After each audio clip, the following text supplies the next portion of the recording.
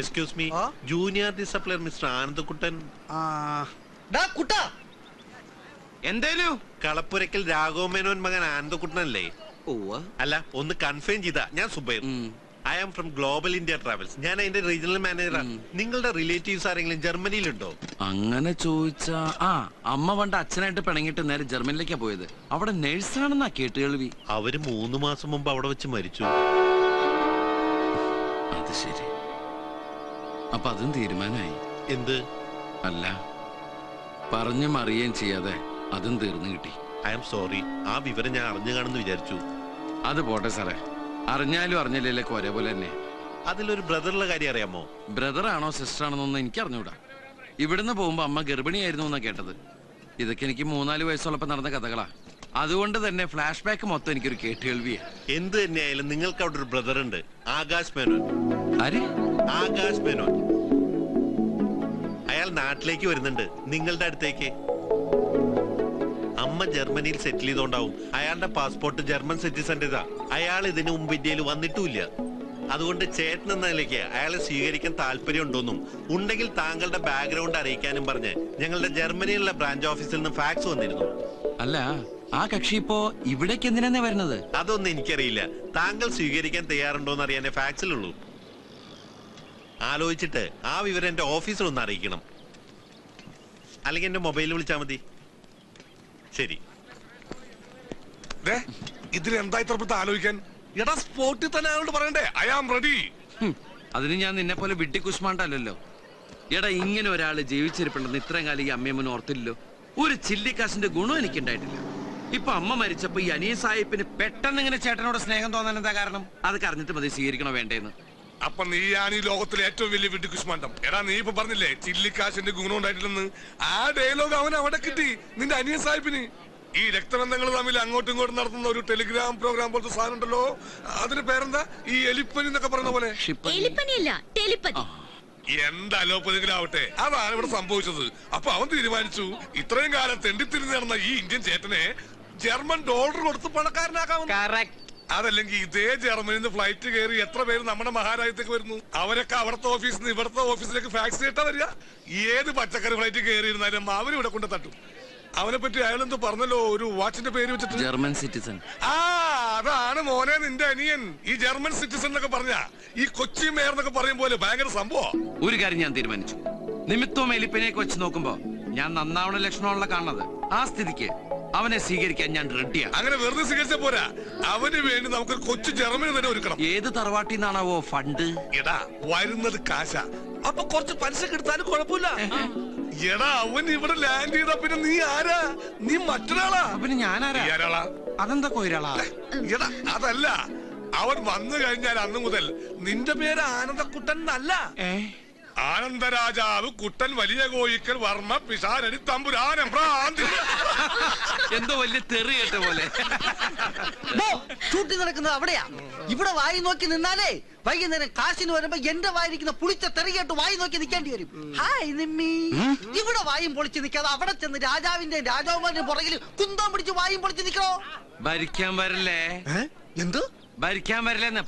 ഭരിക്കാൻ വന്നാ നീ എന്ത് ചെയ്യൂടാ തെണ്ടി? വായിലെ പല്ലടിച്ച് നിൽത്തലും. ഉദാഹരണം കണ്ട ചെവിട്ടിലെ ആന്റിനെ ഫിറ്റ് ചെയ്ത് ഇങ്ങനെ കറങ്ങി നടക്കുന്ന തെണ്ടി. നീ ആരടാ? സാറ്റലൈറ്റാ? ഒരൊറ്റ ചവിട്ടിന് ഞാൻ നിന്റെ ഡിഷ് പുറത്തെടുത്ത് ഇന്നത്തോടെ നിർത്തുന്ന എന്റെ സംപ്രേഷണം. പന്നി നീ എബ്രാലിംഗിനാണ് ഞാൻ ബുഷടാ. പ്രൊഡക്ഷൻ കൺട്രോളറെ, നീ ഞങ്ങളെ കുറിച്ച് എന്താണ് പറഞ്ഞത്? കൂലിക്ക് ഞണ്ണാൻ വന്ന ഊച്ചാലുകളെന്നല്ലേ? എന്നാ കേട്ടോടാ, നാളെ ഞങ്ങൾ ഞണ്ട നിർത്തി. നിന്റെ മൂക്ക് കൊണ്ട് ഞാൻ എന്ന് പാറപ്പുറത്ത് എഴുതിക്കൂടാ. അതിനുവേണ്ടി ജർമ്മനിയിൽ നിന്ന് പണമായിട്ട് വരുന്ന എന്റെ അനിയനെ കൊന്നിട്ടാണെങ്കിലും ശരി ഞാൻ പണം പ്രൊഡ്യൂസ് ചെയ്യൂടാ. എന്നിട്ട് ആ പടത്തിന്റെ പേര് ജൂനിയർ ആർട്ടിസ്റ്റ് ആണ് താരം എന്നിടൂടാ. കേട്ടോടാ ലിംഗോദര. ഇനി ഞാൻ ഡയലോഗ് പറഞ്ഞ നീ കരഞ്ഞു. അതുകൊണ്ട് ഈ കുന്തോർത്ത് നിന്റെ അണ്ണാക്കി കുത്തി കെറ്റി ഈ കിരീടം എടുത്ത് വെച്ചിട്ട് രാജാവിന്റെ വായി നോക്കിക്കടാ പന്നി. ഹലോ, ഉസ്മാനെ ഒന്ന് നീട്ടി ഹോണടിക്കണം. എന്റെ ഈശ്വരാ, എന്നെ കൊണ്ട് കൊണ്ട് വയ്യ. ഇത്രയും പെട്ടെന്ന് കാർ മേടിച്ചോ? കാർ മാത്രമല്ല കൂൾനാസ് വാങ്ങിച്ചു, കണ്ടില്ലേ? ഇത് റെന്റക്കാരാ. മാസവാടകയ്ക്ക് നമ്മുടെ ഉസ്മാന്റെ കെയർ ഓഫ്. കുട്ടം മുതലാളിക്ക് ഇനി എന്തിനാ ഒരു കെയർ ഓഫ്? ഇത്രയും കാലം നീ കൊണ്ട വെയിലിനൊക്കെ ഇനിയുള്ള കാലം ഈശ്വരൻ നിനക്ക് തരുന്ന തണലാടാവൻ. അത് കാശിന്റെ രൂപത്തിലായാലും സ്നേഹത്തിന്റെ രൂപത്തിലായാലും. അച്ഛന്റെ നാക്ക് പൊന്നാവട്ടെ. Yes. എന്നിട്ട് വേണം അച്ഛന്റെ ഓപ്പറേഷൻ നടത്താൻ. നട്ടലിന്റെ ഓപ്പറേഷൻ. അച്ഛൻ തുള്ളിച്ചാടി നടക്കുന്ന കാണാനുള്ള കൊതി കൊണ്ട് പറഞ്ഞു പോയതാ. എടി, ഞാൻ ഈ പറഞ്ഞ ഡയലോഗ് ആർഭാടായിട്ടൊന്നും ഫീൽ ചെയ്തില്ല. ഹേയ്, എന്തായി ട്രാവൽസ് പോയിട്ട്? ആ, എന്റെ പുന്നാരനിയ ഇന്നിങ്ങോട്ട് പോന്നോടി. ഈ ഏട്ടനോട് മല പോലെ കാത്തുകണ്ടെന്ന് അങ്ങോട്ട് എഴുതി കൊടുത്തു. വിതിൻ ഡേയ്സ് ആശാനോട് പറഞ്ഞെത്തും. പക്ഷേ ചെറിയൊരു പ്രശ്നമുണ്ട്. വീട് നമ്മുടെ ഈ തറ സെറ്റപ്പിൽ കണ്ടവന്റെ അപ്സ്റ്റേറിന്റെ മുകളിൽ അദ്ദേഹത്തെ കിടത്തി ഉറക്കിയാൽ വന്ന പ്ലെയിനിന് അദ്ദേഹം അങ്ങോട്ട് തിരിച്ചു പോകും.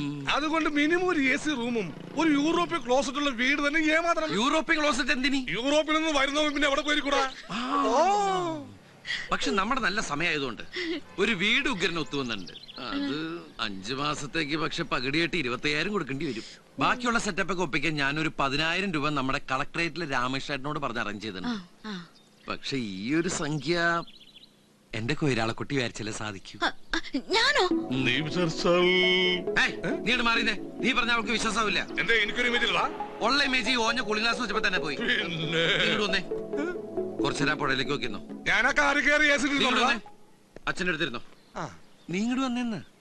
കഴിക്കാൻ ഗുളികൾ ഇരിപ്പുണ്ടോ? വിശന്നിട്ട് കണ്ണാളം പോയി കാലത്തിറങ്ങിയല്ലേ? നമ്മുടെ സരസുവിന്റെ കഴുത്തിൽ ഒരു 5-6 സ്വർണ്ണമാലയില്ലേടി? അത് മൊത്തത്തിൽ വേണ്ട. അതിന്ന് കയറ് പിരിമാല മാത്രം മതി നമുക്ക് ഈ വീട് സ്വന്തമാക്കാൻ. നീ വിചാരിച്ചല്ലോ അതിന് ഞാൻ സരസ്വതിയായിട്ട് നല്ല അടുപ്പെന്ന് കൂട്ടേട്ടൻ അറിഞ്ഞൂടെ? ഒരൊറ്റ ആഴ്ച. അതല്ലേ വേണ്ട, 7 ദിവസം. അത് നമുക്ക് തിരിച്ചു കൊടുക്കാടി. ആ ജർമ്മൻ പൗരം വന്നിറങ്ങുമ്പോ തന്നെ മാല പണയത്തിലാണേ എന്ന് പറയാൻ പറ്റില്ലല്ലോ.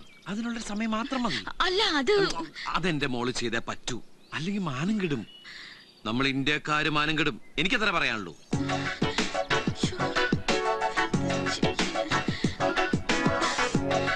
അപ്പൊ എല്ലാം മോളെ ഏറ്റു. ഉസ്മാനെ വണ്ടി. ഒരമ്മ പെറ്റ മക്കളെ പോലുണ്ട് എല്ലാ വീടും. അപ്പൊ ഇതാണ് അത്. കൊട്ടാരം എന്ന് പറഞ്ഞാൽ കുറച്ച് ഓവറായി പോകും. ഒരു വില്ലല്ല കുഞ്ഞിക്കോയ്ക്ക, വില്ല. ഈ കുഞ്ഞിക്കോയനെ തിരുത്താൻ വരില്ലേ? ഇവിടെ വിദ്യാഭ്യാസം ഉണ്ടെങ്കിൽ ഞാൻ കളക്ടർ ആവുമായിരുന്നു. അതില്ലാത്തതുകൊണ്ടാണ് ഇവിടെ കാവൽക്കാരനായത്. അവര് ഭയങ്കര ഇരുട്ടാണല്ലോ. കണ്ണട മാറ്റടാ. ഇക്കണ്ട ഫർണിച്ചറും സാധനങ്ങളെല്ലാം മുതലാളി അമേരിക്കയിൽ നിന്ന് കൊണ്ടുവന്ന് നിറച്ചതാണ്. ഇതിലേതെങ്കിലും ഒന്നിനൊരു പോറലേറ്റ ഈ എനിക്ക് 25,000 രൂപ മതിയാവില്ല അത് വാങ്ങിട്ട് കൊടുക്കാൻ. മാത്രല്ല ഒരീച്ച പറയാൻ ഞാൻ അറിയും. വരി AC, KC, TV, ഫ്രിഡ്ജ് ഇങ്ങക്ക് വേണ്ട എല്ലാം കൊണ്ടുപോകാൻ വേണ്ടി ഉണ്ട് ഇവിടെ. ഇത് ബാത്റൂമാ? അല്ലടോ, അന്റെ നാട്ടിൽ കിടക്കൊക്കെ ക്ലോസറ്റ് അവരാ. ഇവന് ഇവിടെ താമസിക്കുന്നുണ്ടോ? എന്തേ? അല്ല, ഇവർക്കുള്ള സർവൻസ് റൂം വേറെ ഉണ്ട്. ഇത് മാസ്റ്റർ ബെഡ്റൂം. ഏത് മാഷിന്റെ ബെഡ്റൂം? മാഷിന്റെ ബെഡ്റൂം അല്ല, മാസ്റ്റർ ബെഡ്റൂം. മനസ്സിലായോ? നോക്ക്, എന്നോട് ഞാൻ പറഞ്ഞിട്ട് എന്നെ തിരുത്താൻ വരരുതെന്ന് കേട്ടോ. സോറി കഞ്ഞിക്ക, അല്ല കുഞ്ഞിക്ക.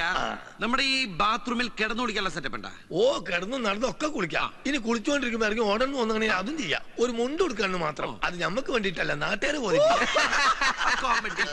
അവര് പിന്നെ വരുന്ന ആള് പാട്ടില് കമ്പക്കാരനാണെങ്കിൽ ഇവിടെ വീണ റെഡി. എവിടെ വീണാൽ? വീണാലല്ല, വീണ റെഡി. മിസ്റ്റർ, ഇത് വീണയല്ല, ഇതിന്റെ പേരാണ് ഓർഫൻ. ഓർഫൻ അല്ല, ഓർഗൻ. മനസ്സിലായോ? അന്നോട് ഞാൻ പലതവണ പറഞ്ഞിട്ട് എന്നെ തിരുത്താൻ വരരുതെന്ന്. അവിടെ ഓർഗൻ ആയാലും വീണായാലും ഒക്കെ ഒന്ന് തന്നെയല്ലേ? എന്നെ എല്ലാത്തിനും ഒരു പേരിട്ടാ പോരെ? അങ്ങനെയാണെങ്കിൽ എന്റെ അച്ഛന്റെ അമ്മന്റെ പേര് ഒന്നാ? അതെ, എന്റെ അച്ഛന്റെ അമ്മയുടെ പേര് ഒന്ന് തന്നെയാ. എന്റെ അച്ഛന്റെ പേര് ബേബി, അമ്മയുടെ പേര് ബേബി. കിട്ടിയാ ഇത് നമ്മുടെ കോച്ചും വേലാതൽ കീഴിലേറ്റായിട്ടുള്ള അഡ്ജസ്റ്റ്മെന്റാ. ഇത് നാളെ വൈകിട്ട് ഷൂട്ടിംഗ് സ്ഥലത്തേക്ക് തിരിച്ചെത്തിക്കോട്ടാ. നാളെ രാത്രി സീനിലെ വില്ലന്മാർക്ക് വേണ്ട കണ്ടിന്യൂറ്റി കോട്ടാണ്. കോട്ടിട്ടാലും ശരി ഇല്ലെങ്കിലും ശരി ഇവിടെ റീച്ച പറയാൻ ഞാൻ അറിയും. അപ്പൊ പറഞ്ഞതുപോലെ ഈ എനിക്ക് തന്ന 25,000 രൂപ എന്റെ കയ്യിലും താക്കോല എന്റെ കയ്യിലും കൂടി. അമ്മേ, എന്തുപറ്റിതാ? ഞാൻ പ്രാർത്ഥിച്ചത്. ഞാൻ വെച്ചാകാൻ പോകണെന്ന്. പിന്നെ മാസം 5,000 രൂപ വെച്ച് 5 മാസം വാടക ഇൻക്രിമെന്റ്. പിന്നെ ഒരു കാര്യം, നമ്മളെ മുതലാളിക്ക് ഇപ്പൊ ഇത് കിട്ടിയിട്ടൊന്നും വേണ്ട. ഇത് നമ്മൾ തമ്മിലുള്ള ഒരു അനൗൺസ്മെന്റ്. അനൗൺസ്മെന്റ് അല്ല, അഡ്ജസ്റ്റ്മെന്റ്. എന്നോട് ഞാൻ പലതവണ പറഞ്ഞിട്ട് എന്നെ തിരുത്താൻ വരരുതെന്ന്. മനസ്സിലായോ? പിന്നെ ഇവിടെ ഒരു ഈച്ച പറയാൻ ഞാൻ അറിയും ചെയ്യും. ഈച്ചപാറി ഇനി ഇവിടെ നിന്ന് പറഞ്ഞ തന്റെ കണ്ണിന്ന് പൊന്നിച്ച് മാറും. മനസ്സിലായോ? മനസ്സിലായി. താക്കോല് കിട്ടിയപ്പോ എന്റെ സ്വഭാവം സമയം കളയണ്ട. ഈ ഡ്രസ് ഇട്ടൊരു റിഹേഴ്സല് നാളെ രാവിലെ കൃത്യം 8:30 ഷൂട്ടിംഗ് ലൊക്കേഷനിലേക്കല്ല, എയർപോർട്ടിലേക്ക്.